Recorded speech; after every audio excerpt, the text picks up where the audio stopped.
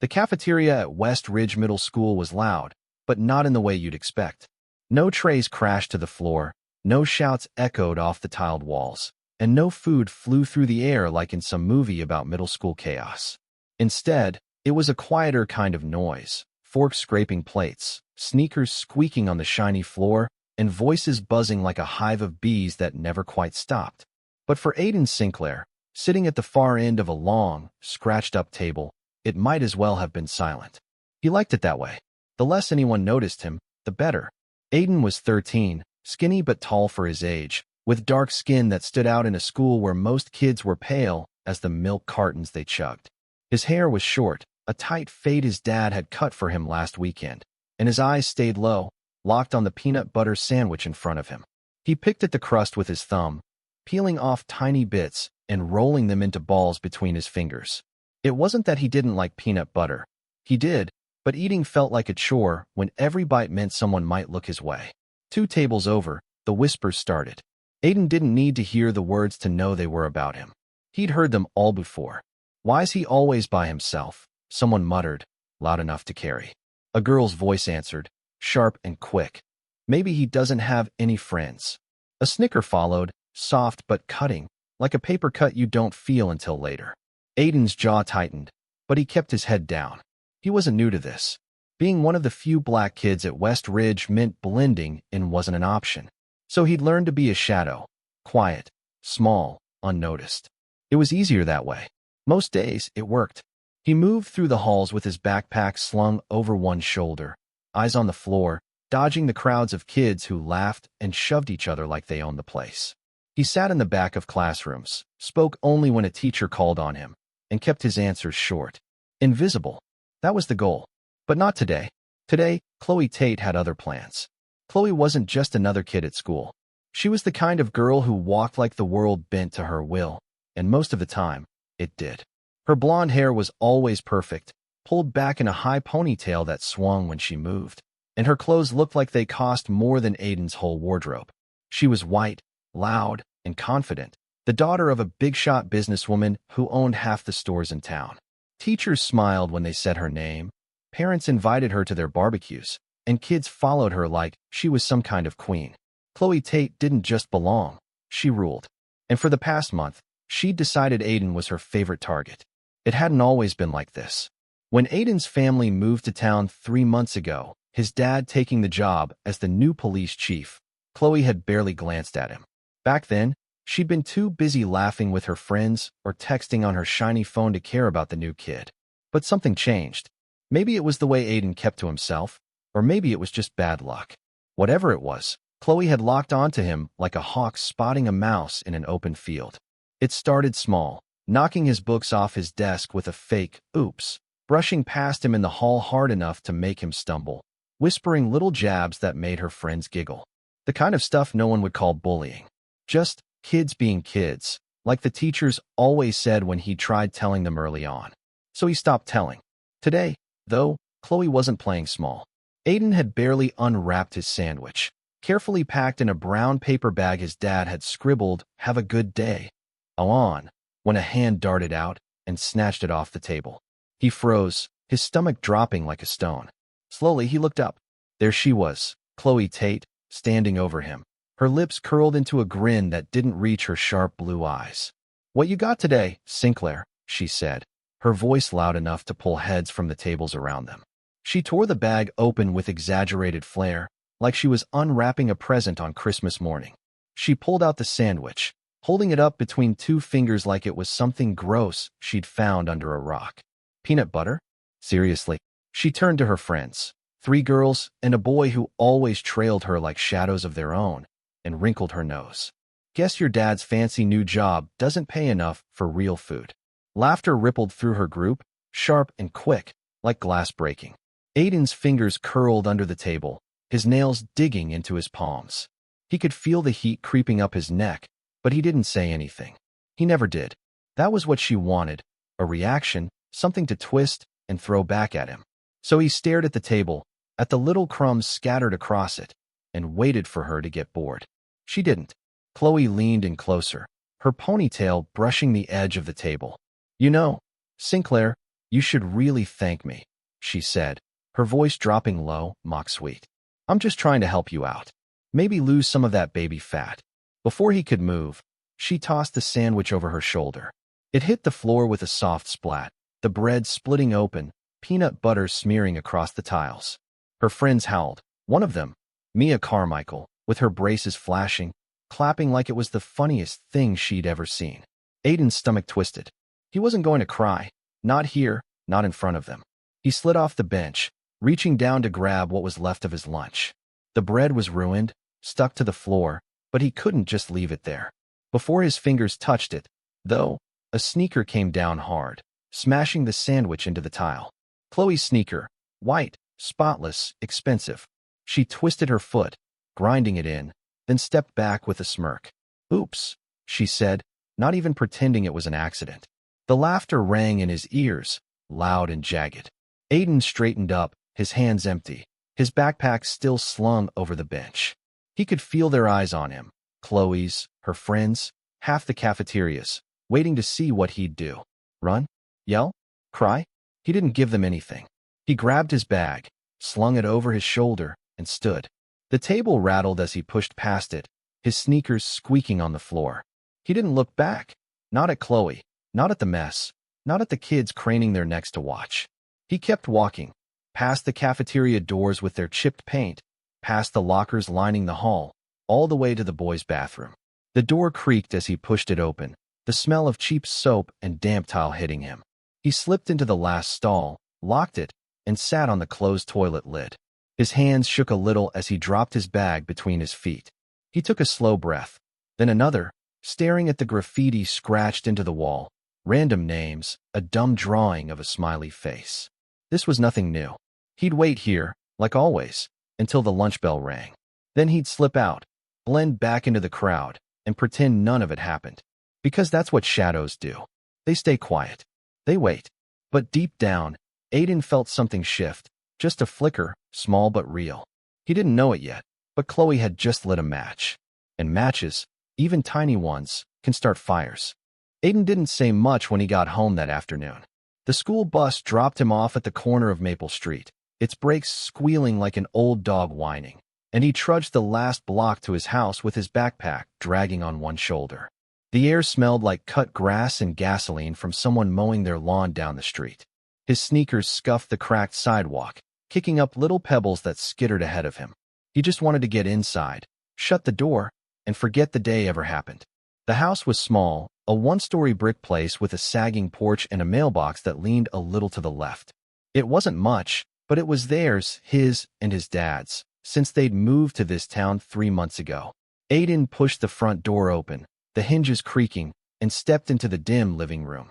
The curtains were half drawn, letting in slants of late afternoon light that striped the worn-out couch. His dad's work boots sat by the door, still caked with mud from some call he'd handled last night. Aiden dropped his bag by the coffee table and headed straight for his room. Aiden, his dad's voice rumbled from the kitchen, deep and steady, like the engine of his police cruiser. Chief Marcus Sinclair wasn't a loud man, but his voice carried anyway, filling up spaces without even trying. Aiden froze, one hand on his bedroom doorknob. He didn't want to talk. Not now. Not about anything. Yeah, he called back, keeping it short. Everything all right. His dad stepped into the doorway between the kitchen and the living room, wiping his hands on a dish towel. He was tall, taller than Aiden, with broad shoulders and a short beard that was starting to gray at the edges. His police uniform was off. He wore a faded t-shirt and jeans now, but he still looked like the kind of guy you didn't mess with. His dark eyes locked onto Aiden, searching, like he could see through walls. Aiden hesitated. His fingers tightened around the doorknob, the metal cool against his palm. He thought about the cafeteria, Chloe's smirk, the sandwich smeared on the floor, the laughter that still echoed in his head. He could tell his dad. Maybe he should. But then what? His dad had enough going on. New town, new job, cleaning up whatever mess the last chief had left behind. Aiden didn't want to pile on some stupid middle school stuff. Besides, he'd tried telling people before, teachers, the guidance counselor back at his old school. It never worked. They'd say ignore it, or he'll get over it. And nothing changed. So he shrugged. Just tired, he said, forcing his voice to sound normal. Long day. There was a pause. Aiden could feel his dad watching him, weighing the words. Then a quiet sigh, barely loud enough to hear. All right, his dad said, folding the towel over his shoulder. Dinner's in an hour. Meatloaf, your favorite. Aiden nodded, quick and small, then slipped into his room and shut the door. Not hard. No slamming, no noise. He wasn't the type to make a fuss. He knew how to disappear, even here, in his own house. The lock clicked softly, and he let out a breath he didn't know he'd been holding. His room was plain, a twin bed with a blue blanket, a desk piled with schoolbooks, a window that looked out at the backyard where the grass was patchy and brown. He dropped his backpack by the bed, the straps tangling as it hit the floor, and flopped onto the mattress. The springs creaked under him. He stared at the ceiling, at the little cracks spidering out from the corner, and let his mind drift back to school. It wasn't the first time Chloe had come after him. It started a month ago, small at first, like a game she was testing out. She'd accidentally bump him in the hall, her shoulder hitting his hard enough to knock him into the lockers. Once, she'd swept his math homework off his desk in class, laughing as it fluttered to the floor while the teacher's back was turned. Clumsy me, she'd said, grinning, and her friends, Mia, Jake, the others, giggled like it was the best joke ever.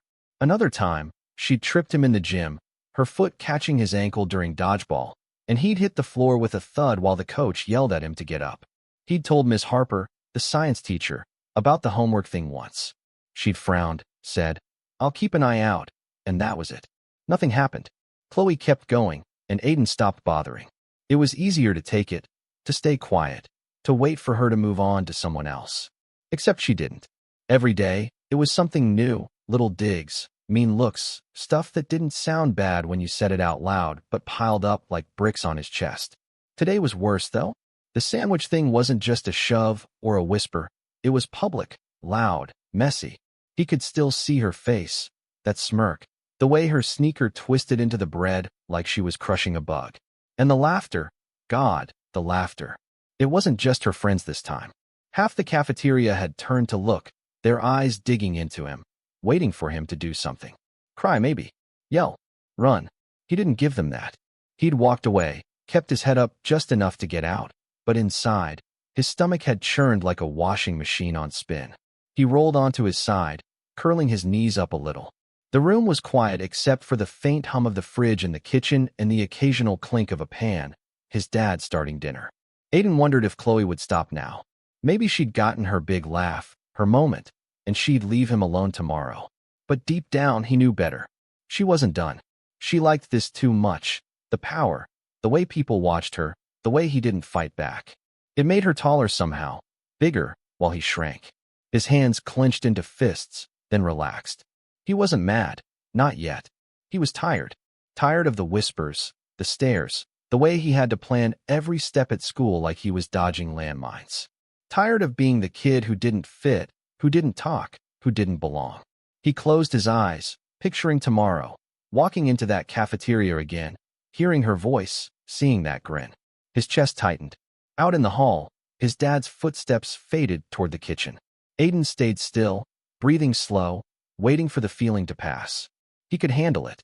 He always did. Except something nagged at him, a tiny voice in the back of his head he couldn't shake. What if tomorrow was worse? What if Chloe didn't stop? He pushed the thought down, buried it deep. For now, he'd wait. Dinner would be soon, and then he'd sleep, and then he'd go back. Same as always. But that voice didn't go quiet. It sat there, small but stubborn, like a pebble in his shoe he couldn't shake out. The next morning started gray. Rain tapped against Aiden's bedroom window, a steady drip-drip that matched the heavy feeling in his chest. He pulled on a hoodie and jeans, his sneakers still damp from the walk home yesterday, and grabbed his backpack. His dad was already gone, early shift at the station, so the house was quiet, just the hum of the fridge and the tick of the clock on the wall. Aiden locked the door behind him and headed to the bus stop, his hood up against the drizzle. He didn't want to go to school. Not today. But staying home wasn't an option. The bus ride was the same as always, loud kids shouting over each other, the driver barking at them to sit down, the smell of wet clothes and rubber seats. Aiden slid into a spot near the back, pressed against the window, watching the town blur by in streaks of gray and green. He kept his earbuds in, even though the battery was dead, just so no one would talk to him. His mind kept replaying yesterday, Chloe's smirk, the sandwich hitting the floor, the way her sneaker crushed it. He'd told himself she might back off, but his gut said different. And his gut was usually right. School wasn't any better. The halls were a mess of wet footprints and chatter, lockers slamming as kids shook off the rain. Aiden kept his head down, weaving through the crowd to his locker. He was almost there, just a few more steps, when something slammed into his back. Hard. His breath caught, and he stumbled forward, his forehead banging into the cold metal of his locker door. Pain flared, sharp and quick, but he didn't cry out. Laughter erupted behind him, loud and familiar. He turned slowly, rubbing his head. Chloe stood there, leaning against the lockers like she owned them, her arms crossed and her ponytail dripping from the rain. Her white sneakers were muddy now, but she didn't seem to care. Mia was next to her, giggling into her hand, and Jake, a lanky kid with freckles, grinned like he'd just won a prize. Chloe tilted her head, her blue eyes glinting. "My bad, Sinclair," she said, her voice dripping with fake sweetness. "Didn't see you there." Aiden's fists clenched at his sides, his nails digging into his palms. He could feel the bruise forming on his forehead, a dull throb starting to pulse. Kids slowed down around them, glancing over, some whispering, some smirking. He wanted to say something, anything, but his throat locked up. That's what she wanted, a fight, a scene, something to laugh at. So he didn't give it to her. He turned back to his locker, popped it open, and started pulling out his books. His hands shook a little, but he kept them steady enough to hide it. Chloe clicked her tongue, loud enough to make sure he heard. "Wow, tough guy," she said, and her friends laughed again. She didn't push it further, not then. The bell rang, sharp and shrill, and the hall started to empty out. Aiden grabbed his stuff and headed to class, his back stiff, his heart thumping like a drum. He told himself it was over. She'd had her fun, but he knew better. By lunchtime, it wasn't just whispers anymore, it was a storm. Aiden walked into the cafeteria with his tray, the smell of pizza and soggy fries hitting him, and felt the shift before he even sat down. Eyes flicked his way, heads turned, voices dropped low then spiked with snickers. He slid into his usual spot at the far end of the table, alone like always, and peeled open his lunch bag. Another peanut butter sandwich. His dad must have packed extras. He took a bite, chewing slow, trying to block out the noise. Then he heard it. "Did you hear about Sinclair?" A kid 2 tables over said, not even trying to be quiet. "Tried to fight Chloe this morning." Another voice jumped in, a girl with a high-pitched laugh. "No way, huh?" "Yeah," swung at her and everything. Aiden's mouth went dry. He stopped chewing, the sandwich turning to glue in his throat. He risked a glance up. Chloe sat at her usual table, surrounded by her crew, scrolling through her phone like she didn't care. But she was grinning, that same sharp, mean grin, and her friends were leaning in, whispering, pointing. "Bet he cried after," Jake said, loud enough to carry, and the table erupted. Aiden's fingers curled into the edge of his tray, the plastic creaking under his grip. It was a lie. He hadn't swung at her. He hadn't even said a word. But that didn't matter. Chloe had twisted it, spread it, made it real. Now the whole cafeteria was buzzing with it.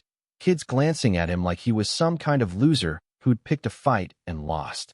He wanted to stand up, yell the truth, make them stop. But he didn't. He stayed still, eyes on his tray, waiting for it to pass. It didn't pass. After school, the rain had stopped, leaving the parking lot slick and shiny under the gray sky. Aiden walked fast, head down, just wanting to get to the bus. He was halfway across the asphalt when he heard her voice behind him. "Hey, Sinclair," Chloe called, sharp and bright. He ignored it, kept walking, his sneakers splashing in shallow puddles. "Where you going?" "Thought we were friends." His fingers gripped the straps of his backpack tighter. The bus was close, just a few more yards. Then a hand grabbed his wrist, yanking him back. He jerked away, spinning around, and there she was, Chloe, standing too close, her grin wide and wild. Mia and Jake hovered behind her, snickering like always. "Don't touch me," Aiden said, his voice low, rougher than he meant it to be. Chloe laughed, stepping closer. "Relax, I just wanted to say hi."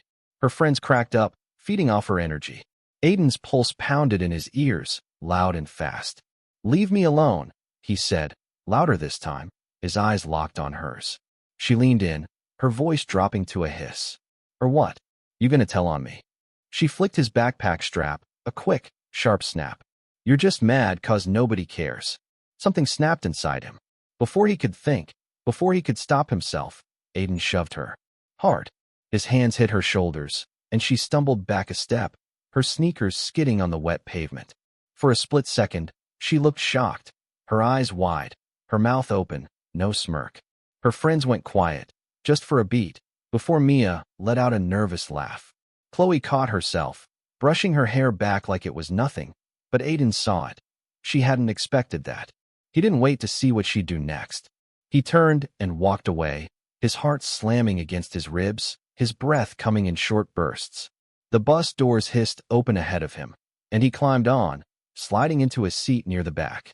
He didn't look out the window, didn't want to see if she was still there, staring, planning. Kids around him were talking, laughing, but it all blurred into static. He'd never touched her before, never fought back, not once in all the weeks she'd been on him. Now he had, and he didn't know what that meant. The bus lurched forward, pulling away from the school, and Aiden leaned his head against the window, the glass cool against his skin. His hands were still shaking, just a little. He'd crossed a line, he knew it. And Chloe? She wasn't the type to let that go. Tomorrow was going to be bad. He could feel it, heavy and sure, like the rain that had soaked him that morning. But right now, all he could do was sit there, breathing, waiting for the ride to end. Aiden barely slept that night. He lay in bed, the blue blanket twisted around his legs, staring at the ceiling as shadows from passing cars slid across it. Every time he closed his eyes, he saw Chloe's face, her shock when he shoved her, the way it melted back into that grin, like she'd already figured out how to turn it against him. His stomach churned, a tight knot that wouldn't loosen. He'd crossed a line in the parking lot, and he knew Chloe wasn't the type to let it slide. She'd make him pay. He just didn't know how yet. Saturday dragged by, slow and quiet. He stayed in his room most of the day, flipping through an old comic book he'd read a dozen times, the pages worn at the edges. His dad was at work, the house empty except for the hum of the heater kicking on every few hours. Aiden kept his phone off, not wanting to see anything. Not texts, not notifications, nothing. Sunday was the same, a gray blur of rain and silence. By Monday morning, he'd almost convinced himself it was over. Maybe Chloe had laughed it off. Maybe she'd moved on. He pulled on his hoodie, grabbed his backpack, and headed to school, telling himself it'd be fine. He should have known better. The trouble started slow, like a storm building on the horizon. The bus ride was normal. Kids yelling, seats creaking, the driver grumbling through the speaker. Aiden sat in the back, earbuds in, watching the wet streets roll by. At school, the halls were loud and busy, same as always. He got to his locker, popped it open, and swapped out his books. No Chloe, no shove, no Snickers. For a second, he let himself breathe. Maybe he dodged it. Then third period hit. English class. Aiden slid into his desk near the back, the scratched up wood cool under his hands. The room smelled like chalk dust and old books. The teacher, Mrs. Ellis, scribbling something on the board about similes. Kids shuffled in, dropping bags, whispering to each other. Aiden kept his head down, flipping open his notebook, pretending to care about the lesson. That's when he heard it, a voice behind him, low and syrupy. Nice photos, Sinclair. His head snapped up. Mia Carmichael leaned forward in her seat, 2 rows back, her braces glinting as she smirked. She tapped at her phone, her thumb scrolling slow, like she wanted him to see. Aiden's chest tightened. He didn't know what she meant. Not yet.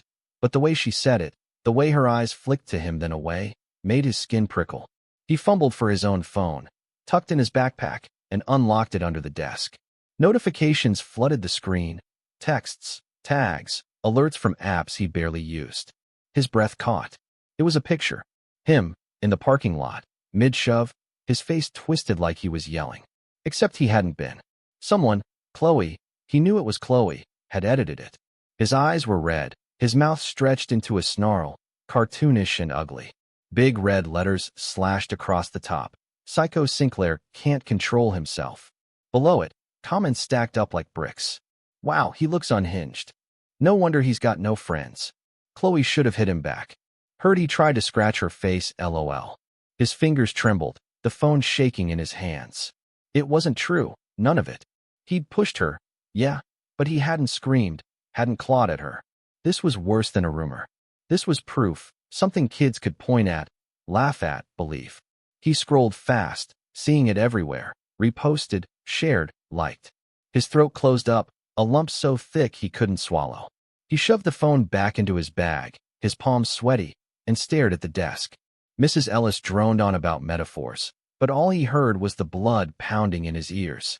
Mia leaned forward again, her voice sticky sweet. Chloe says you've got a temper problem. Maybe you should get some help. A couple kids nearby snickered, their heads turning just enough to glance at him. Aiden's nails dug into his palms, sharp little crescents biting into his skin. He wouldn't cry. Not here. Not in front of them. He kept his eyes straight ahead, locked on the board, pretending he didn't hear. But he did. Every word, every laugh, it stuck to him like mud. By lunchtime, it was everywhere. Aiden walked into the cafeteria, tray in hand, and felt the weight of it. Kids stared, some openly, some sneaking looks over their shoulders. Whispers followed him like a shadow he couldn't shake. That's the guy from the picture. Psycho Sinclair. He's such a freak. He sat at his usual spot, alone, the plastic chair creaking under him. His sandwich stayed in the bag. He couldn't eat, not with his stomach twisting like this. Chloe sat across the room, laughing with her friends, her phone glowing in her hand. She didn't even look at him, but she didn't have to. She'd won. The rest of the day blurred. In the halls, kids pointed phones at him, pretending to check something funny. Some laughed under their breath. Others shook their heads like they pitied him. By the time the final bell rang, Aiden felt like a ghost, there but not, seen but not real. He grabbed his bag and bolted for the bus, keeping his hood up, his steps fast. The ride home was torture. Every giggle, every glance felt like it was about him. He pressed his forehead against the window, the glass cold, and tried to disappear. When he got home, he didn't expect his dad to be there. Chief Sinclair usually worked late, but today, the cruiser was in the driveway, its black paint gleaming under the streetlights. Aiden pushed the door open, the living room dark except for the flicker of the TV on mute. His dad sat on the couch, still in his uniform, his phone in his hand. The light from the screen lit up his face, hard and unreadable. "Aiden," he said, his voice steady, too steady. "Sit down." Aiden's stomach dropped. He sank onto the couch, his backpack still on, the straps digging into his shoulders. His dad turned the phone toward him. There it was, the picture, the red letters, the lies. Aiden's heart pounded so loud he thought it had burst. "You want to explain this to me?" his dad asked, his eyes dark, searching. "I didn't," Aiden started, his voice cracking. "I didn't do anything like that. I pushed her, that's all." "She." He stopped, the words tangling in his throat. He wanted to tell him everything. The sandwich, the shoves, the whispers, but it felt too big, too messy. His dad's face didn't change, but his eyes narrowed, just a fraction. "I know," his dad said, cutting through the silence. His voice was low, firm, like he was talking to a suspect, not his son. "I know you didn't. And I know exactly who did." A lump formed in Aiden's throat, thick and hot. "Dad, please," he started, but his dad wasn't listening anymore. He was already dialing a number, his thumb moving fast over the screen. The room went quiet except for the faint ring on the other end, then a muffled voice picking up. Aiden sat frozen, his hands clenched in his lap. He'd never seen his dad like this, not angry, not yelling, just cold, focused. Chloe had gone too far this time. Aiden knew it, and now his dad did too. Whatever happened next, it wasn't going to be small. Not anymore. Aiden sat on the couch, his backpack still heavy on his shoulders, watching his dad pace the living room with the phone pressed to his ear. The TV flickered silently in the background, some cop show neither of them cared about, throwing shadows across the walls. Chief Marcus Sinclair didn't raise his voice, not once, but the way he spoke made the air feel tight, like a storm about to break. Aiden's stomach twisted. He didn't want this, didn't want his dad dragged into some dumb school mess, but it was too late now. "Principal Dorson," his dad said, his voice smooth as steel, "we need to talk. Now." There was a pause, a muffled voice crackling through the phone.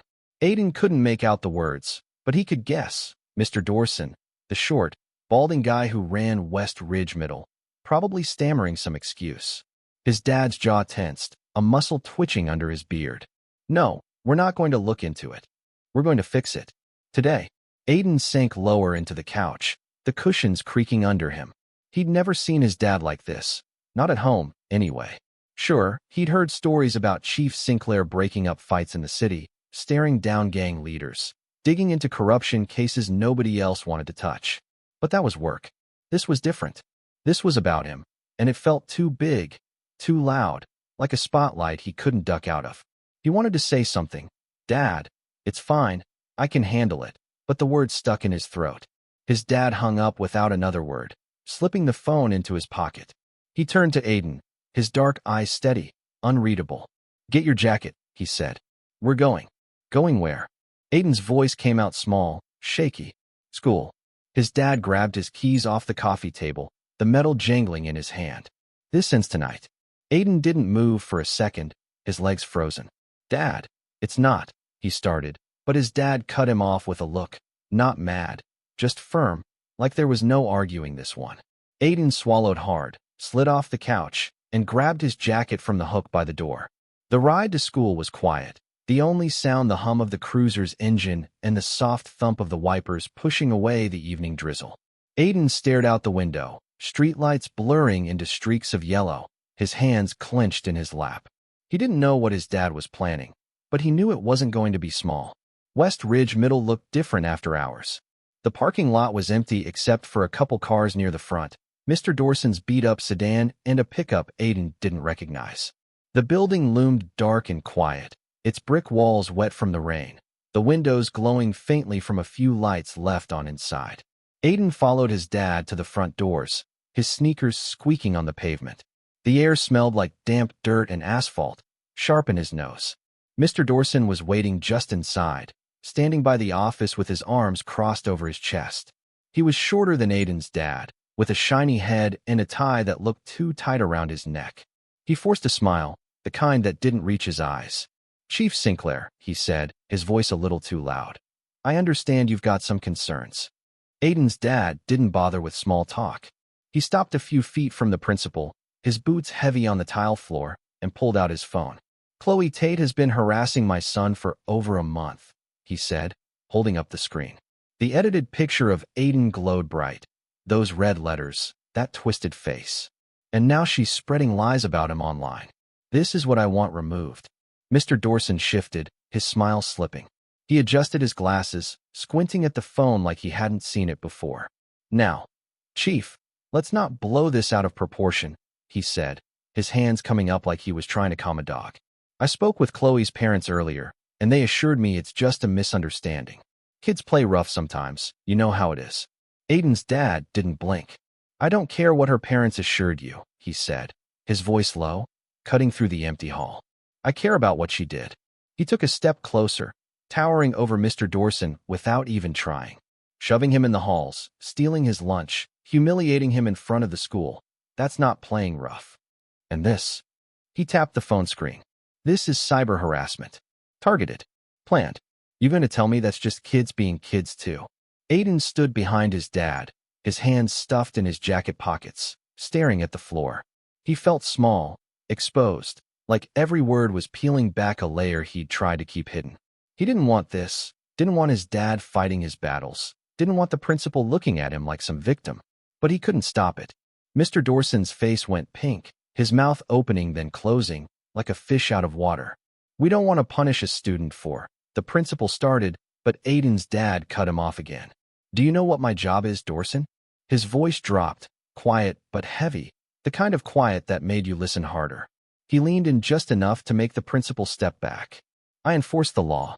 Last I checked, harassment, online or otherwise, isn't something you shrug off. And you know what's worse?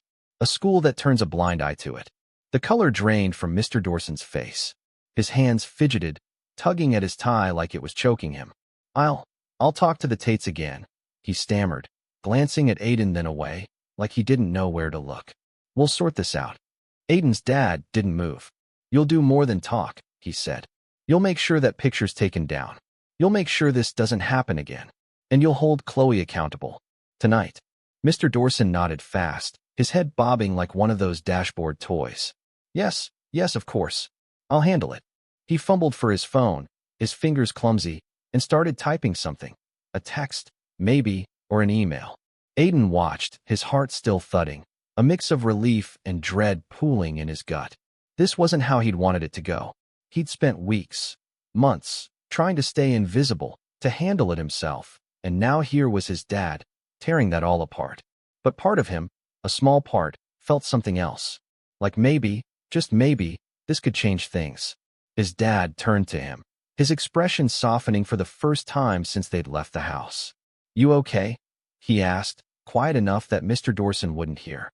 Aiden nodded, quick and stiff. "Yeah," he lied, his voice barely above a whisper. He wasn't okay. Not really, but he didn't know how to say that. "Good," his dad said, resting a hand on his shoulder, firm and warm. "Let's go home." They walked out together, the principal still muttering promises behind them. The rain had picked up, pattering against the cruiser as they climbed in. Aiden leaned his head against the window, watching the school shrink in the side mirror. His dad didn't say anything, just started the engine and pulled out of the lot. But the silence wasn't heavy anymore. It was different, like something had shifted. Chloe wasn't untouchable. Not tonight. And Aiden's dad wasn't letting this go. Whatever happened next, Aiden knew one thing for sure. His shadow days were over. The air in the school office felt thick, like it was holding its breath. Aiden stood behind his dad, his sneakers scuffing the tile floor, wishing he could sink into it and disappear. The fluorescent lights buzzed overhead, casting sharp shadows on the walls. Principal Dorson hovered near his desk, his hands twisting together, his face still flushed from Chief Sinclair's words. The meeting wasn't over, not yet. The door creaked open, and 3 people walked in, Chloe Tate and her parents. Richard Tate came first, a big man with broad shoulders and a suit that looked like it cost more than Aiden's dad's cruiser. His hair was slicked back, gray at the temples, and his shoes clicked loud against the floor. Behind him was Mrs. Tate, smaller but sharp-edged, her blonde hair pinned up tight, her lips pressed into a thin smile that didn't touch her eyes. She wore a long coat, the kind you see in fancy stores, and her heels tapped like little hammers. Chloe trailed them, her ponytail swinging, her hands stuffed in her jacket pockets. She didn't look at Aiden, not yet, but the smirk was gone, replaced by something tighter, nervous. "Chief Sinclair," Richard said, his voice smooth and loud, like he was used to filling rooms. He stepped forward, offering a hand that Aiden's dad didn't take. "I don't see why this had to become a whole spectacle." Aiden's dad stayed still, his arms crossed, the phone with the picture still in his hand. "Your daughter made it one," he said, his tone flat, no room for argument. He held up the screen again, the red letters glaring. "This isn't a game. It's harassment." Mrs. Tate let out a sharp laugh, high and brittle, cutting through the quiet. "Come on now," she said, waving a hand like she was brushing off a fly. "They're just kids. They push each other. They roughhouse. This is all so unnecessary." She glanced at Chloe, who shifted her weight, staring at the floor. Aiden's fists clenched in his pockets. Unnecessary. He could still feel the sandwich under Chloe's sneaker, hear the laughter, see that fake snarl on his face in the picture. His cheeks burned, but he didn't say anything. His dad did. "If my son had done this to your daughter," Chief Sinclair said, his voice slow, deliberate, "would we be standing here talking? Or would you already have a lawyer lined up?" He took a step closer, his eyes locked on Richard's. "This isn't about kids playing. It's about power. It's about what you let her get away with." Richard's jaw twitched, a flicker of something. Anger, maybe, crossing his face. He straightened up, puffing out his chest like he was about to argue, but Mrs. Tate jumped in first. "That's ridiculous," she snapped, her smile gone now. "Chloe's a good girl. She doesn't need some overblown punishment for a silly prank." A prank. Aiden's dad tilted his head, just enough to make it clear he wasn't buying it. Shoving him in the halls, stealing his food, spreading lies online, that's not a prank. That's a pattern. And it ends here. Chloe shifted again, her sneakers scuffing the floor. For the first time, she looked up, her eyes darting to her parents, then to Aiden. He caught it, just a flash, but it wasn't the usual smugness. She looked scared, uncertain. It was gone fast, buried under a blank stare, but Aiden saw it. She wasn't as sure as she'd been in the cafeteria.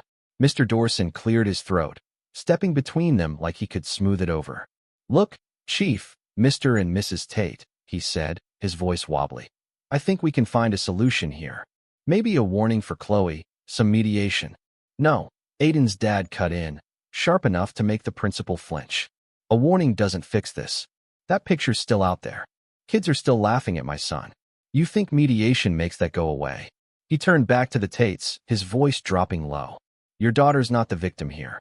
She doesn't get a pass because of who you are. Richard's face darkened, his hands balling into fists at his sides. You can't talk to us like that, he said, his voice rising. Do you know who I am? I've got half this town in my pocket. Businesses, council members, people who matter. You don't get to threaten my family. Aiden's dad didn't blink. He stepped closer, his boots heavy on the tile, until he was right in Richard's space. Do you know who I am? He said, his voice so quiet it almost didn't sound real. I'm the guy who doesn't care about your money or your friends. I'm the guy who's going to make sure your daughter faces consequences. Tonight. The room went still. Mrs. Tate's mouth opened, then closed, her hand clutching her purse tighter. Richard's face turned red, a vein popping out on his forehead, but he didn't say anything. Chloe stared at the floor, her shoulders hunched, her hands twisting in her pockets. Aiden watched it all, his heart thumping hard, a mix of awe and fear swirling in his chest. His dad wasn't backing down, not an inch. Mr. Dorson coughed, breaking the silence. Okay, he said, his hands flapping like he was trying to shoo away the tension. Let's settle this. Chloe will be suspended, effective immediately. 3 days. And we'll make sure that picture comes down. I'll contact the parents, get it handled. Suspended. Mrs. Tate gasped, spinning on the principal. For what? A stupid joke? This is outrageous. Richard's eyes narrowed. You can't do this, he growled, pointing a finger at Dorson. We'll fight it. You'll hear from our lawyer. Go ahead, Aiden's dad said, calm as ever. I've got evidence. Witnesses. A whole month of your daughter's jokes. You want to take it further? That's your call. But it's not going away. The Tates froze. Richard's finger hovered in the air, then dropped. Mrs. Tate's lips pressed into a thin line, her eyes darting between her husband and Chloe. The girl herself didn't move, didn't speak, just stood there, smaller than Aiden had ever seen her. No grin, no swagger. For the first time, she looked like she didn't know what to do. Mr. Dorson nodded fast, like he was afraid to stop. It's settled then, he said, his voice high and shaky. Suspension starts tomorrow. I'll draft the notice tonight. And the picture, we'll get it down. I promise. Aiden's dad gave a short nod, satisfied but not soft. Good, he said. He turned to Aiden, his hand landing on his shoulder again, steady and warm. We're done here. Richard stepped forward, his voice low, almost a hiss. This isn't over, Sinclair. Aiden's dad didn't turn back. You're right, he said over his shoulder. It's not. He guided Aiden toward the door, past the Tates, past the principal's nervous fidgeting. The hall outside was dark, the rain drumming against the windows, a steady beat that matched Aiden's pulse. They climbed into the cruiser, the seats cold and damp. Aiden buckled in, his hands still shaky, his mind spinning. Chloe suspended, the picture coming down. His dad taking on the Tates like they were nothing. It didn't feel real, like he was watching someone else's life. The engine rumbled to life, and his dad pulled out of the lot, the school fading into the wet night. You okay? His dad asked, glancing at him as they hit the road. Aiden nodded, slow this time. Yeah, he said, and it wasn't a total lie. He wasn't okay, not all the way, but something had shifted. Chloe wasn't untouchable anymore. Her parents weren't either. And his dad? His dad was a wall nothing could break.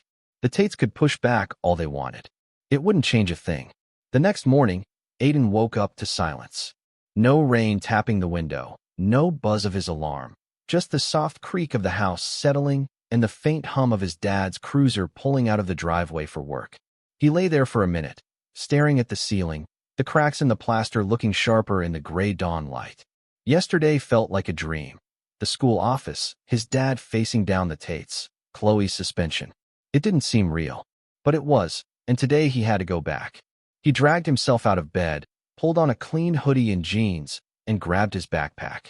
The bus ride was quieter than usual, the air damp and cool, the windows fogged up from kids' breath. Aiden sat in his usual spot near the back, earbuds in, watching the town roll by. He didn't know what to expect at school. Would Chloe really be gone? Would her friends pick up where she left off? His stomach twisted, but it wasn't as heavy as before. Something felt different. When he got to West Ridge Middle, the halls were the same. Loud, messy, kids shoving past each other to get to lockers. But Chloe wasn't there. No ponytail swishing, no sharp voice cutting through the noise, no smirk waiting to catch him off guard. Aiden kept his head down anyway, weaving through the crowd to his locker. He popped it open, swapped his books, and headed to class. No shove, no snickers, just the usual chaos. For the first time in weeks, he made it to first period without a knot in his chest. By lunchtime, the whispers started, not about him, but about her. Aiden slid into his spot at the far end of the cafeteria table, the plastic tray cool under his hands. He peeled open his lunch bag, another peanut butter sandwich, his dad's handwriting scrawled on the paper. "You got this, eh?" He took a bite, chewing slow, listening. 2 tables over, a group of kids leaned in close, their voices buzzing. "I heard Chloe's dad freaked out last night," a boy with messy hair said, popping a fry in his mouth. "Tried to fight the school board or something." "Nah," a girl with braids cut in, shaking her head. "My mom said Mrs. Tate called the district, demanding they undo the suspension. Didn't work. Someone told me they're pulling her out," another kid added, his voice low. "Like, sending her to some private school across town." Aiden kept his eyes on his sandwich, but his ears stayed sharp. Chloe gone? For real? It didn't fix everything. The picture, the laughs, the months of feeling small, but it was something. He glanced up, just for a second. Chloe's usual table sat half empty. Mia was there, picking at her food, her braces glinting as she muttered something to Jake. They didn't look his way. No phones out, no smirks. Just quiet. The next day was the same. No Chloe. The rumors kept swirling. Some said her parents were suing. Others said they'd given up and shipped her off already. By the end of the week, it didn't matter what was true. She wasn't there, and that was enough. Friday morning, Mr. Dorson's voice crackled over the intercom during homeroom, shaky but firm. "Students," he said, pausing like he was reading from a script, "I want to remind everyone about our zero-tolerance policy on bullying and online harassment. We've had an incident this week, and it's been addressed. If you see something, say something. We're a community here." Aiden stared at his desk, tracing a scratch in the wood with his finger. The picture was gone. He'd checked his phone last night. No more Psycho Sinclair, no more comments. Mr. Dorson must have followed through, scared straight by Aiden's dad. It was the kind of speech that would have felt empty before, just words to fill the air. But now kids listened. The room stayed quiet until the bell rang. Walking the halls started to feel different too. Not big, not loud, just a shift. A kid from his math class, a short guy with glasses, nodded at him as they passed, quick and small, like a secret handshake. In gym, a girl he didn't know glanced his way, not with pity or a laugh, but something else, respect, maybe. Aiden didn't know what to do with it. He kept moving, head down, shadow habits hard to break. But the weight was lighter, like a brick lifted off his back. Lunch was still solo, though. He sat at his table, peeling the crust off his sandwich, the cafeteria humming around him. The noise wasn't about him anymore. No whispers, no stares. He watched Mia and Jake across the room, their heads bent close, talking fast. They didn't look over. Chloe's absence hung over them like a cloud, and for once, Aiden wasn't the one under it. He took a slow breath, let it out, and finished his lunch. It didn't taste like much, but he ate it anyway. When he got home that afternoon, his dad was in the kitchen, stirring a pot of chili on the stove. The air smelled warm, spicy, a little like home before they'd moved here. Aiden dropped his bag by the door and leaned against the counter, watching his dad work. Chief Sinclair glanced over, his eyebrows lifting just a bit. "How was school?" he asked, casual, like it was any other day. Aiden shrugged. "Fine," he said. Then, after a beat, "She wasn't there." His dad nodded, stirring the pot, the wooden spoon scraping the bottom. "Good," he said, simple and sure. He didn't push, didn't ask for more, just kept cooking. Aiden stood there, the quiet stretching between them, comfortable for once. "Chili's almost ready," his dad said, tapping the spoon on the edge of the pot. "Set the table?" "Yeah," Aiden said, grabbing plates from the cabinet. He moved slow, the clink of ceramic soft against the hum of the fridge. It wasn't a big win, Not the kind you cheer for. Chloe was gone. The picture was down. The whispers had faded. But it was something. A crack in the wall he'd built to hide behind. He didn't feel big or brave. Not yet. He was still the kid at the end of the table, the one who kept his head down. But today, when he walked those halls, he hadn't felt invisible. Not completely. And that was new. Small, quiet, but real. Aiden set the plates down, the steam from the chili warming his hands. Tomorrow was another day, another bus ride, another lunch alone. But for the first time in a long time, he wasn't dreading it. The weekend after Chloe's suspension felt longer than usual. Aiden spent it mostly inside, the rain starting up again, tapping against the windows like a drumbeat that wouldn't quit. He helped his dad fix a leaky faucet in the kitchen, the two of them quiet except for the clank of tools and the occasional "hand me that wrench." Saturday night, they watched a basketball game on TV, the crowd roaring through the speakers while Aiden's dad muttered about bad calls. It was normal, boring, even, but normal felt good after weeks of chaos. Monday morning came too fast. Aiden dragged himself out of bed, the air chilly and damp, his hoodie still wrinkled from the laundry pile. The bus ride was loud as ever, kids shouting over each other, but he tuned it out, staring at the fogged-up window. Chloe was still gone. Rumors said she'd started at some fancy private school an hour away, and the school felt different without her. Not fixed, not perfect, just lighter. Aiden wasn't sure what to do with that yet. The halls were the same mess of noise and movement, lockers slamming, sneakers squeaking on wet tile. Aiden kept his head down, shadow habits kicking in, but the air didn't press on him like before. No sharp voice cut through the crowd, no shove caught him off guard. He made it to his locker, popped it open, and swapped his books without a hitch. A kid passing by, a tall guy from science class, nodded at him, quick and casual. Aiden nodded back, surprised, then ducked into homeroom. Classes dragged on, math with its endless equations, history with Mr. Carter's droning voice, but the whispers about him were gone.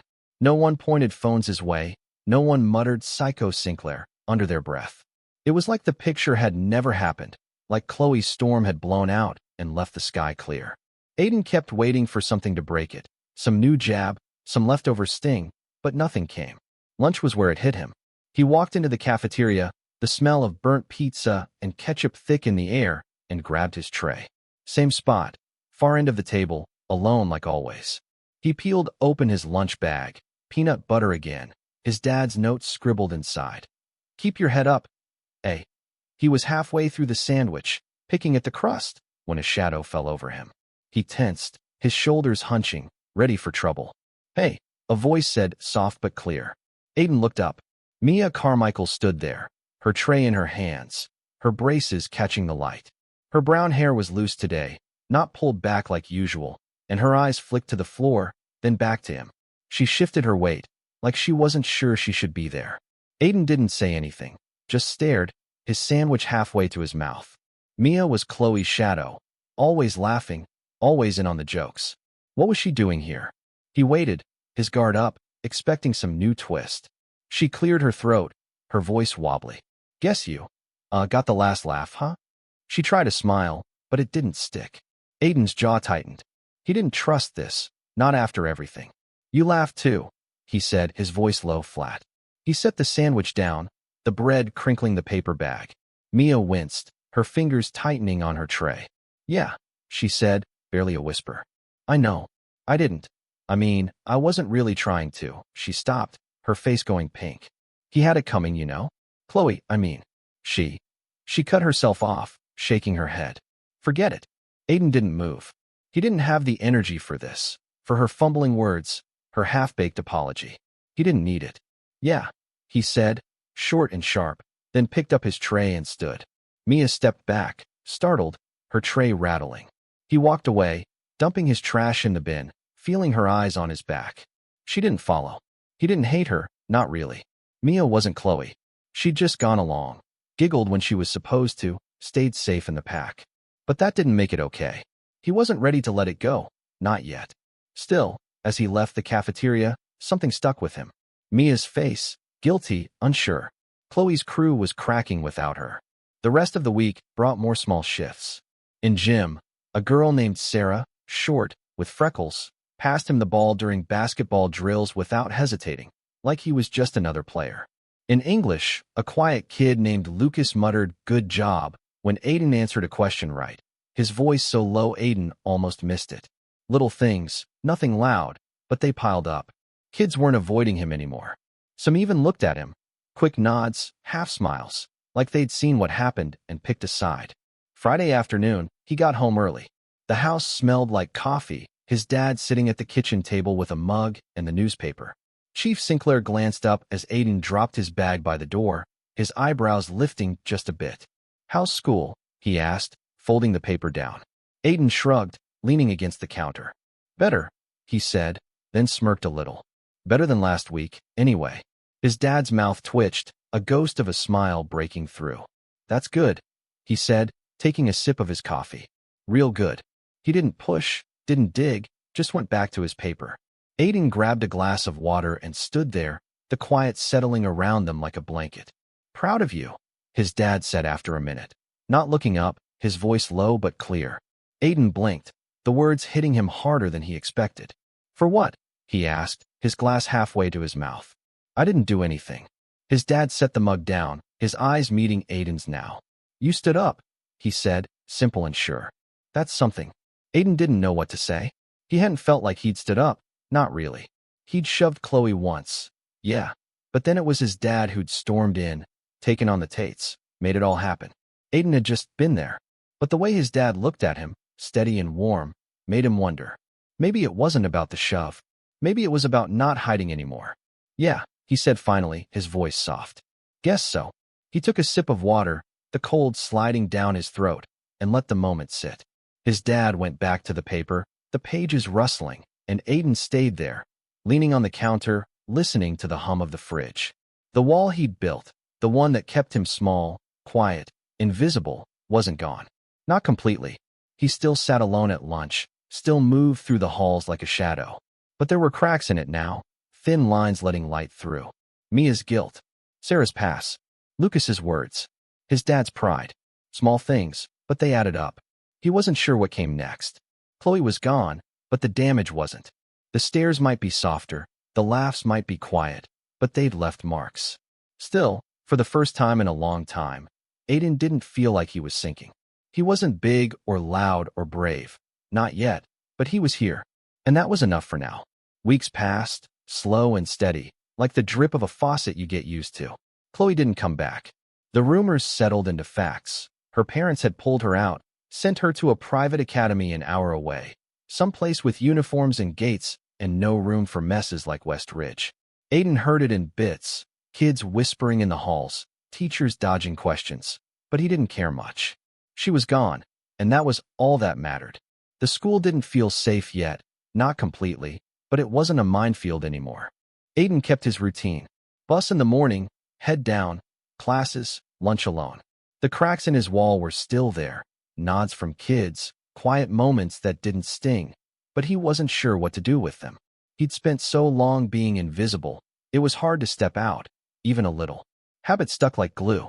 Still, something itched at him, a pull he couldn't shake. Chloe was gone, the picture was gone, but the weight of it all, the months of hiding, the humiliation, didn't just vanish. He wanted it to. He just didn't know how. It started small, almost by accident. In history class one Tuesday, Mr. Carter asked a question about the Civil War, something about why it started. The room went quiet, kids staring at their desks, hoping someone else would answer. Aiden knew it, slavery, states' rights, all the stuff he'd read in the textbook last night. His hand twitched, hovering over his pencil. Normally, he'd wait it out, let someone else talk. But this time, he raised it, slow and shaky, like he was testing the air. Mr. Carter's bushy eyebrows shot up. "Aiden," he said, surprised but not mean. Aiden started, his voice rough from disuse. It was about slavery, and the states fighting over power. He kept it short, his eyes flicking to the scratched-up desk. "Exactly," Mr. Carter said, nodding, a small smile breaking through his usual frown. "Good answer." Heads turned, just a few, but Aiden felt them.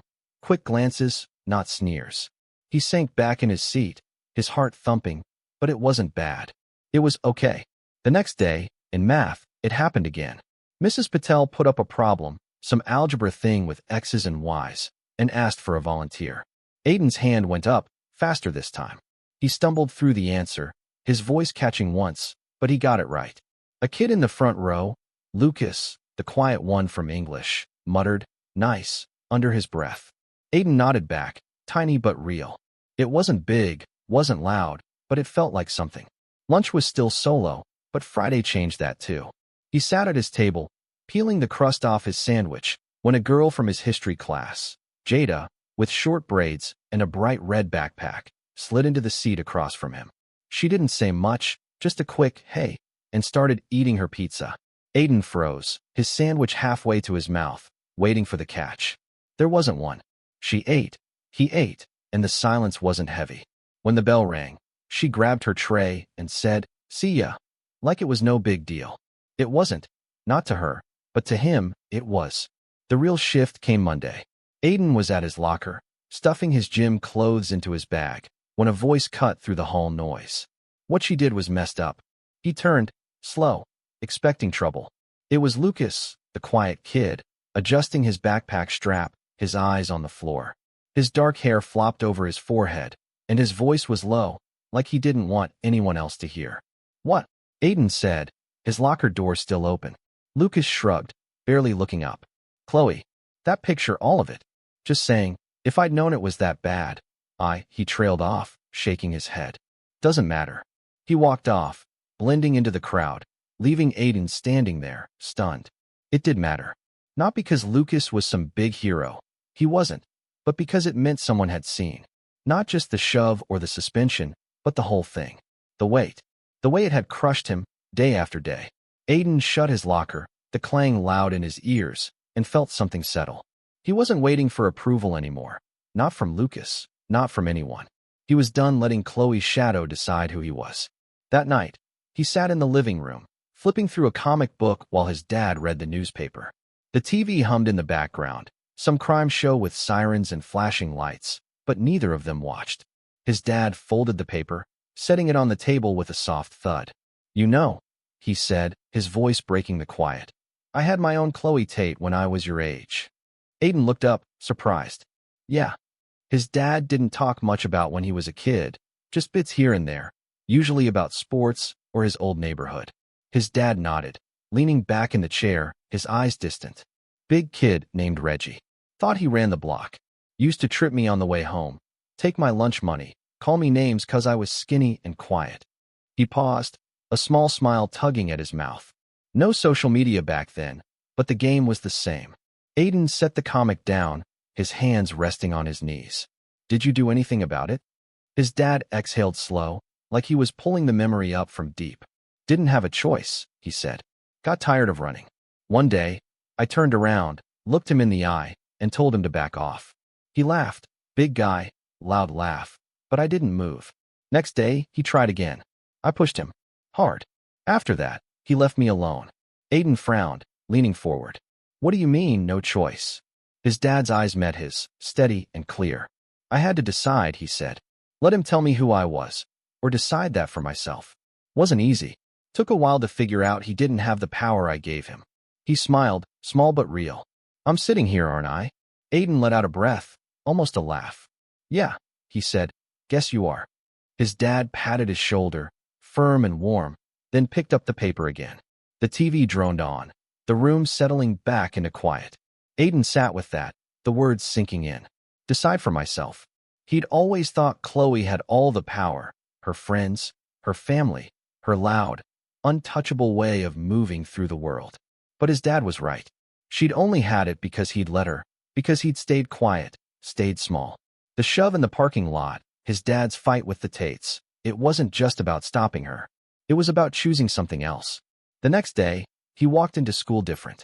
Not big, not loud, just sure. In English, he answered 2 questions, his voice steady this time. In gym, he joined a pickup game at recess, dribbling the ball without looking over his shoulder. At lunch, Jada sat with him again, and when a boy from math, Omar, asked if he could join, Aiden shrugged and said, "Yeah, sure." They didn't talk much, just ate, but it was enough. He wasn't the kid at the end of the table anymore, not all the way. The wall wasn't gone, but the cracks were wider, letting more light through.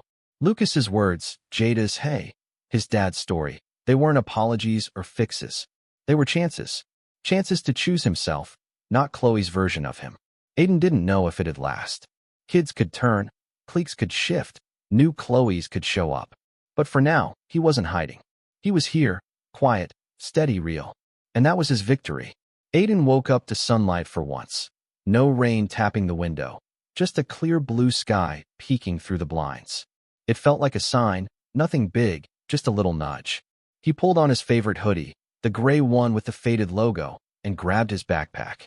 The bus ride was loud as always, kids laughing and tossing crumpled paper, but Aiden didn't mind. He sat by the window, earbuds in, watching the town roll by, houses with patchy lawns, a gas station with flickering lights. He wasn't dreading school today. That was new. The halls at West Ridge Middle buzzed with the usual chaos, lockers clanging, voices bouncing off the walls. Aiden moved through it, his head up a little more than before. No Chloe, no whispers about Psycho Sinclair. Just the regular mess of a Monday morning. He got to his locker, swapped his books, and headed to class. A kid from gym, Omar, with his curly hair and quick grin, bumped fists with him as they passed. It was quick, casual, but it stuck with Aiden all the way to homeroom. Classes felt different too. In science, Ms. Harper called on him to explain something about circuits, and he answered without stumbling, his voice clear. A girl in the front row turned, gave him a small nod, like she'd noticed him for the first time. In history, he joined a group for a project instead of waiting for Mr. Carter to assign him. Jada was there, scribbling notes, and she slid him a pencil when his broke. "Thanks," he said, and she shrugged. No biggie. It wasn't much, but it felt like a thread tying him to something bigger. Lunch was where it really hit. Aiden walked into the cafeteria, the air thick with the smell of fries and warm bread, and grabbed his tray. He headed to his usual spot, the far end of the table, expecting to sit alone like always. He'd gotten used to it, didn't mind it, even. But today, as he peeled open his lunch bag, Jada slid into the seat across from him again. Her red backpack thunked onto the floor, and she started eating her apple, not saying anything at first. "You mind if I sit here?" she asked after a bite, her voice casual, like it wasn't a question that needed a real answer. Aiden looked up, surprised but not thrown. "Nah," he said, shrugging. "Go for it." He took a bite of his sandwich, peanut butter, same as ever, with his dad's note. "You're tougher than you think, eh?" Jada nodded, like that settled it, and kept eating. They didn't talk much, just sat there, the cafeteria humming around them. It was easy, quiet, but not empty. Halfway through, Omar showed up, his tray loaded with fries and a burger. "Yo, this seat taken?" he asked, already sliding in next to Jada. Aiden shook his head, and Omar grinned, popping a fry in his mouth. "Cool. You're in my math class, right? You're good with that X and Y stuff." "Yeah," Aiden said, a little thrown. "It's not hard once you get it." "Teach me sometime," Omar said, laughing. "I'm lost half the time." Jada rolled her eyes, but she smiled too. They stayed there, the three of them, eating and tossing small talk. Nothing deep, just school stuff, a dumb joke about Mr. Carter's ties. When the bell rang, they grabbed their trays together, and Aiden felt it. He wasn't alone. Not today. The rest of the week kept going like that. Small wins piling up. In English, Lucas held the door open for him after class, his backpack slung low. "See ya," he muttered, not looking up, but it was something. In the halls, Mia Carmichael gave him a nod from across the way. Awkward, quick, like she wasn't sure he'd nod back. He did, short and stiff, not ready to forget, but not needing to fight it either. Kids didn't stare anymore, not with pity, not with laughs. They just saw him, and that was enough. Friday cemented it. Aiden was at his locker, shoving his gym shoes inside, when Sarah from gym walked by. "Good game yesterday," she said, her freckles standing out as she grinned. They played basketball in class, and Aiden had sunk a couple shots, nothing flashy, but solid. "Thanks," he said, and she waved as she kept going. He shut his locker, the clang echoing, and stood there for a second. It wasn't big, no crowds cheering, no spotlight, but it was his. That night, he got home to the smell of pizza. His dad had ordered in, 2 boxes stacked on the kitchen counter, grease spots soaking through the cardboard.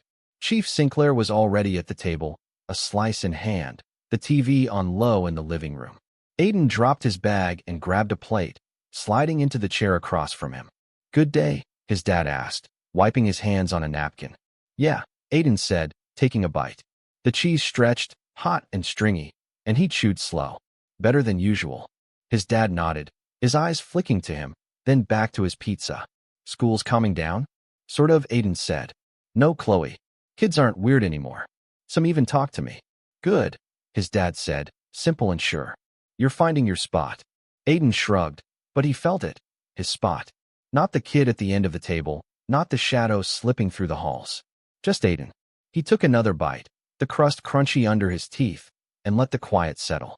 His dad didn't push, just ate, the TV humming in the background, some sports recap, nothing they cared about. It was normal, easy, and Aiden liked that. Later, he sat on his bed, the room dim except for the glow of his lamp. He pulled out his comic book, flipping to a page where the hero stood tall, fists up, facing down a crowd. He'd always liked that part, quiet kid turned fighter, taking back what was his. It wasn't him, not exactly. He wasn't punching villains or making speeches. But he was moving, step by step, voice by voice. Jada's "hey," Omar's grin, Sarah's wave. Small wins, but they added up. The wall he'd built wasn't gone. Some days, he still wanted to duck, to hide, to wait it out. Old habits didn't break easy. But it wasn't solid anymore. Cracks ran through it, wide enough to step through if he wanted. And he did, more and more. Not for Chloe, not for the Tates, not even for his dad. For him. He set the comic down, the pages crinkling, and leaned back against the headboard. Tomorrow was another day, bus, school, lunch. Maybe Jada would sit with him again. Maybe Omar would too. Maybe he'd raise his hand in class, or shoot hoops without checking who was watching. Small stuff. His stuff. Aiden smiled, just a little, and turned off the lamp. The dark settled in, soft and still, and for once, it didn't feel heavy. The days started blending together, a steady rhythm Aiden hadn't felt in months. No rain, just crisp fall air creeping in, turning the leaves outside his window gold and red.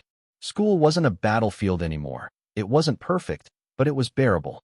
Chloe was a memory, her absence a quiet space where Aiden could breathe. He wasn't loud or bold, still kept to himself most of the time, but the edges of his world were softer now. He didn't flinch walking into the cafeteria, didn't brace for a shove in the halls. That was something. He'd been thinking a lot lately, about Chloe, about the picture, about the months he'd spent shrinking. It didn't hit him all at once, more like water wearing down a rock, slow and steady. Sitting in his room at night, the lamp casting a warm glow over his comic books, he'd replay it all. The sandwich on the floor, the whispers, the way he'd locked himself in the bathroom stall to wait it out. He'd been silent, too silent, and it had let her win. Not just Chloe, but everyone who'd looked away, laughed, or pretended it wasn't happening. It wasn't their fault, not all of it. Kids followed the loudest voice, the one that made them feel safe or cool or part of something. Chloe had been that voice, sharp and sure, and Aiden had been the easy target. He got that now. But he also got something else. Silence wasn't just hiding. It was handing her the power. Every time he'd stayed quiet, ducked his head, let it slide, he'd built her up taller. He didn't want to do that anymore. School kept showing him pieces of what could be. Jada sat with him at lunch most days now, her red backpack a fixture across the table. Omar joined sometimes, cracking jokes about teachers or asking for math help. In English, Lucas started nodding at him regular, a quiet, "hey," slipping out once in a while. Sarah waved in gym, her freckles bright when she smiled. They weren't a crew, not like Chloe's pack, but they were something, threads tying him to the world he'd kept out for so long. He started looking people in the eye too. Not big stares, just quick meets, enough to say he was there. In the halls, he didn't hug the walls anymore. He walked straight, shoulders loose. In class, he raised his hand when he knew the answer, his voice steady even if it shook a little at first. Kids noticed, some nodded back, some didn't, but it wasn't about them. It was about him, about not letting the old Aiden, the shadow Aiden, call the shots. Friday night brought it all into focus. He sat in the living room, sprawled on the couch with a soda, flipping through TV channels. His dad was in the armchair, newspaper open, the pages rustling every few minutes. The TV hummed low, Some crime show with flashing lights and dramatic music. Cops chasing a guy through dark streets, sirens wailing. Neither of them paid much attention, but it filled the quiet. Aiden took a sip of his soda, the fizz sharp on his tongue, and glanced at his dad. Chief Sinclair's face was calm, lit by the soft glow of the lamp, but his eyes were far off, like he was seeing something past the paper. Aiden thought about what he'd said, about Reggie, the bully from his own kid days. It stuck with him, that story, the way his dad had turned it around. He set the soda down, the can clinking on the coffee table. "Dad?" he said, his voice cutting through the hum. His dad looked up, folding the paper halfway. "Yeah." Aiden hesitated, his fingers tapping the arm of the couch. "When you pushed that Reggie guy, did it fix everything? Like right away?" His dad leaned back, the chair creaking under him. He rubbed his beard, thinking, his eyes narrowing a little. "Nah," he said finally. "Not right away. Took time." He backed off. "Sure, but it wasn't about him. It was about me, figuring out I didn't have to take it." He paused, his gaze steady on Aiden. "Why?" Aiden shrugged, but it wasn't casual. He wanted to know. "Just thinking. About Chloe. About how I didn't say anything for so long. Made it worse, you know." His dad nodded, slow and sure, like he'd been waiting for this. "Silence does that," he said. "Lets him think they're untouchable. You give him nothing to push against, they keep going. But the second you speak, move, do something, they lose that edge." Aiden sat with that, his hands resting on his knees. "I should have done it sooner," he said, his voice low, almost to himself. "Told someone. Pushed back." "Maybe," his dad said, not soft but honest. "But you did it when you were ready. That's what counts. Took me months with Reggie. Ran home crying half the time before I turned around. You? You got there faster than I did." Aiden's mouth twitched, a small laugh slipping out. Yeah, his dad said, a grin breaking through. "You're still here, aren't you?" He tapped Aiden's knee with the folded paper, light but firm. "That's the win." Aiden leaned back, the couch cushions sinking under him. "Still here." He thought about the shove in the parking lot, not planned, just a snap, and how it had started everything. His dad storming into school, the Tates backing down, Chloe leaving. But it wasn't just that. It was the hand in class, the hey at lunch, the way he walked now. He'd broken the silence, not just for Chloe, but for himself. "People looked away," he said after a minute, his voice quieter. "Kids, teachers, everyone. Let her keep going." His dad's grin faded, his face hardening a little. "They do that," he said. "Easier to pretend it's not there.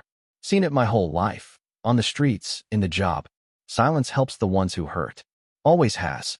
Aiden nodded, slow. "Not anymore," he said, almost a promise. "Not anymore," his dad echoed, his voice steady, like a vow they shared. He picked up the paper again, unfolding it, but his eyes lingered on Aiden a second longer, warm with something like pride. The TV droned on, the cops catching the bad guy, the music swelling.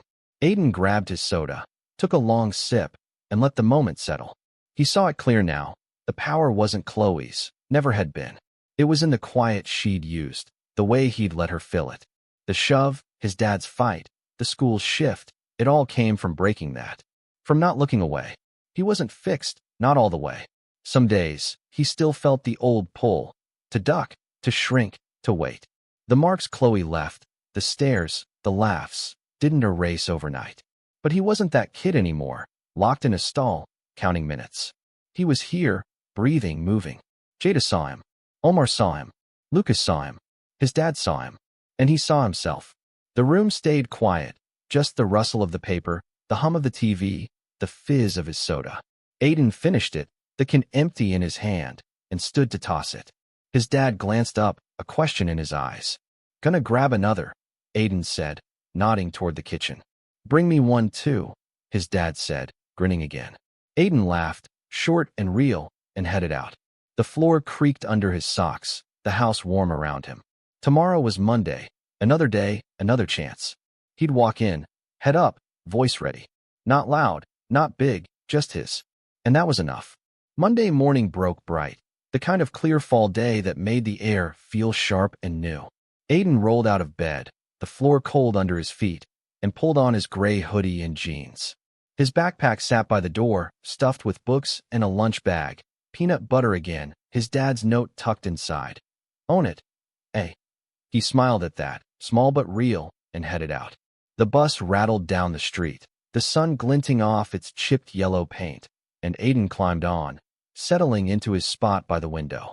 He didn't dread it anymore. That was the difference. West Ridge Middle hummed with life when he got there. Kids spilling out of buses, voices bouncing off the brick walls, the smell of wet grass lingering from the weekend. Aiden walked through the crowd, his steps steady, his hood down. No shadow moves, no ducking. He caught a nod from Omar near the front doors, a quick, "Yo," and nodded back. It wasn't a big thing, just a thread, one of many now, but it felt right. The halls were loud, lockers slamming, sneakers squeaking. Aiden got to his locker, popped it open, and swapped his stuff. Mia Carmichael passed by across the way, her brown hair loose, her eyes flicking to him. She gave a small nod, awkward, still, but real this time, not some half-baked guilt trip. Aiden nodded back, short and simple. He wasn't her friend, didn't need to be, but the sting was gone. She'd been part of Chloe's mess, but she wasn't Chloe. That was enough to let it lie. Classes rolled on. Math, science, English. Aiden raised his hand twice in history, his voice clear when he talked about the Underground Railroad.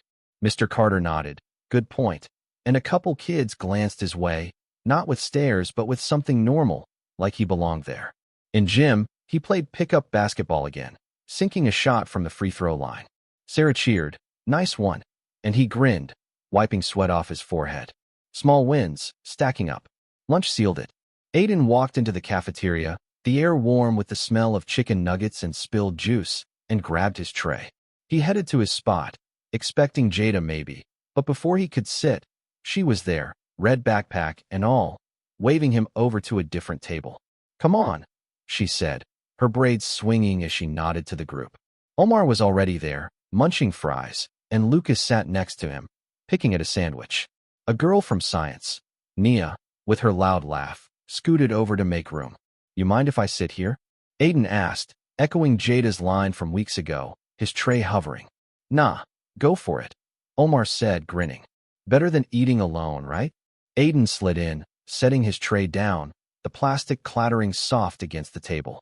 They didn't talk about anything big. Nia complained about a pop quiz, Lucas muttered about gym. Omar tried to toss a fry into his mouth and missed.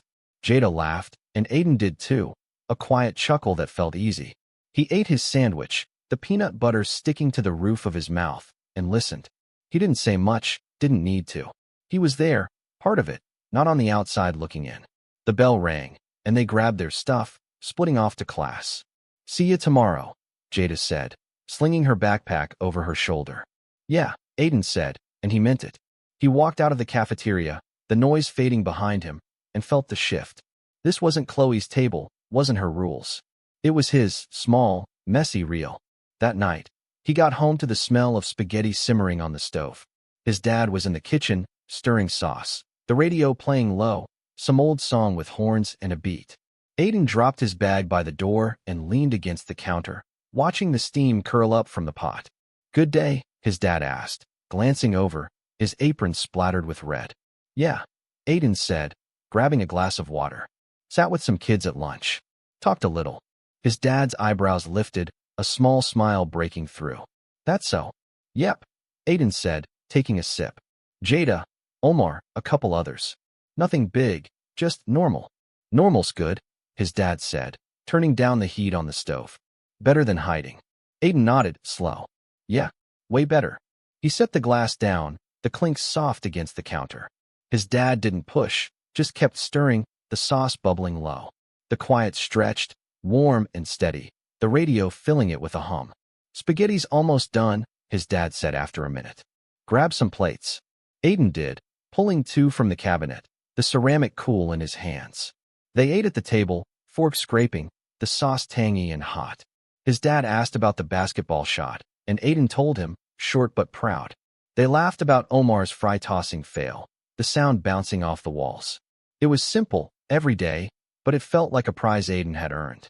Later, he sat on his bed, the lamp glowing, his comic book open to the last page, the hero standing tall, city saved, crowd cheering. He closed it, the cover worn under his fingers, and leaned back. Chloe was gone, her shadow faded, But the real win wasn't her leaving. It was this, sitting with Jada, laughing with Omar, talking to his dad without a weight on his chest. He'd fought for it, not with fists but with choices. The shove, the silence he'd broken, the steps he'd taken since. It wasn't perfect. Some kids still glanced at him funny. Whispers still lingered in corners. The marks Chloe left, the humiliation, the isolation, didn't wipe clean overnight. But they were lighter now, fading like old ink. He didn't need everyone's approval, didn't need the whole school to cheer. He had his spot, his people, himself. That was the victory. He thought about what his dad said, silence helps bullies win. Chloe had thrived on it, on him staying quiet, on others looking away. But he'd stopped that. His shove, his dad's fight, the school's shift, it all came from speaking up. And now, kids like Lucas saw it, Jada sat with it, Omar laughed with it. Next time, they wouldn't just watch. Next time, someone else might push back too. Aiden turned off the lamp, the room going dark, the house settling around him. He pulled the blanket up, the fabric soft against his chin, and closed his eyes. Tomorrow was another day, bus, school, lunch with Jada, and the rest. He'd walk in, head up, voice ready. Not loud, not big, just his. And if another Chloe showed up, he'd be ready. Not to hide, not to wait, but to stand. The story didn't end here, not really. Life kept going, messy and real. But this was a new beginning. Aiden had won, not by erasing Chloe, but by making sure she didn't define him.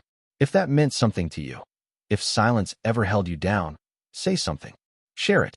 Because the more we talk, the harder it is for anyone to pretend it doesn't matter. Thanks for sticking with Aiden's story all the way to the end. From the lunchroom shadows to his new beginning, this journey's been about finding your voice and standing up when it counts. I hope it hit home for you. Maybe even sparked a memory or two. If it did, don't keep it quiet. Share it with someone. Drop a comment below with your thoughts, your own stories, or just a "Hey, I was here." Every voice matters, and I'd love to hear yours. If you like this ride, hit that like button. It means a lot. And if you want more stories like this, subscribe or follow along. Let's keep the conversation going, because the more we talk, the harder it is for silence to win. Thanks again. You're the real MVPs for being here. See you in the next one.